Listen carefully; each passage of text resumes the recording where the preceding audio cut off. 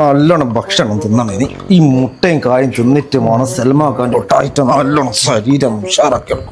ഒരുപാട് ദിവസമായി പനിച്ച് കിടന്ന് 1 2 3 4 5 മുട്ടയും 2 കായും പയ്യും പാലും.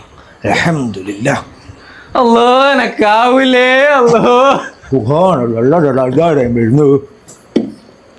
അല്ലോ എനക്കാവൂലേ. അല്ലോ ആയി ഇവിടെ വന്നിട്ട് വാ മുഹമ്മദ് കാ അവിടെ വരുവാൻ കണ്ട സമയമാണ് ഇത്.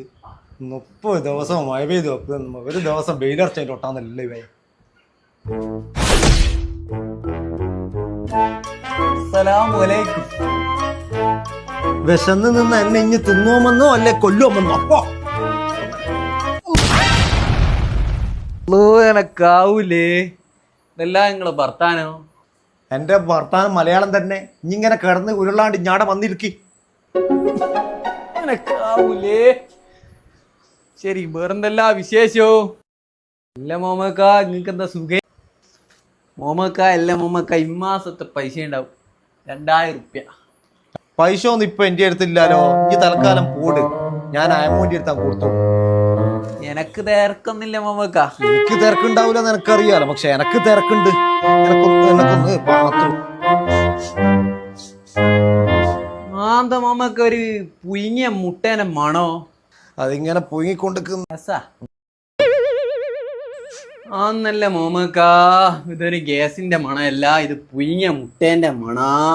ഇതൊന്നും ഇവിടെ വെച്ചേ.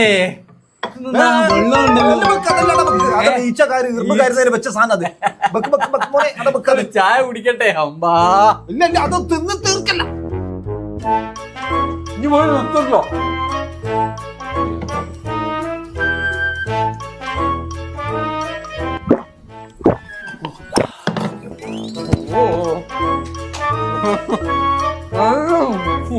ബൈക്ക് കണ്ടു വള്ളം മനുഷ്യങ്ങനെ പൈസ സമയത്ത് എല്ലാം തിന്ന് പോയിട്ട് ബഗഡ്. ഇനി ബൈക്ക് വേറെ ഞാൻ പോവാനാ പറഞ്ഞാൽ എന്റെ പടച്ചോനെ പട്ടിണിയാണല്ലോ.